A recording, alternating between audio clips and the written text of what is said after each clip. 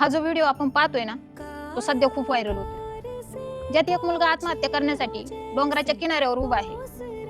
त्याचे वडील त्याला वाचवायला जातात, पण तो त्यांच्या सोबत दरीत पडतो आणि त्याच्या मागून त्यांची आई देखील उडी मारते. म्हणजे एकाच वेळी तिघांचा मृत्यू होतो. घटना खूप दुर्दैवी आहे. म्हणून कमेंट सेक्शन मध्ये जाऊन या व्हिडिओच्या जरा कमेंट वाचल्या, तर लोकांनी काय भयानक कमेंट केल्या की एक आयफोन भेटला नाही म्हणून हा मुलगा आत्महत्या करायला गेला.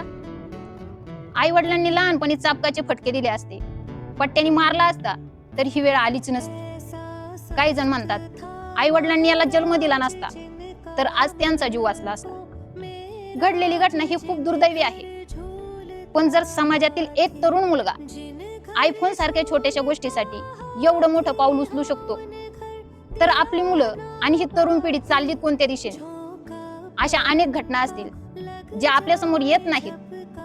यात चूक ना त्या मुलाची होती ना त्याच्या आई वडिलांची. यात चूक समाजातील प्रत्येक घटकाची आहे की ज्यांनी आयफोन सारखी गोष्ट आज एवढी मोठी करून ठेवली.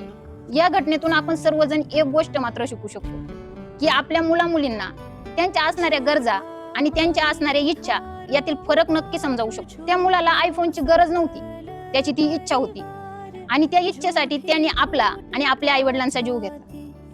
जेवढं पाप त्या मुलाच्या माथी लागणार ना, तेवढंच पाप दिखावा करणाऱ्या प्रत्येकाच्या माथी लागणार. आपण किती दिवस अशी आपली तरुण पिढी उद्ध्वस्त करणार आहोत, याचा विचार आपण सर्वांनी नक्की करावा. रामकृष्ण.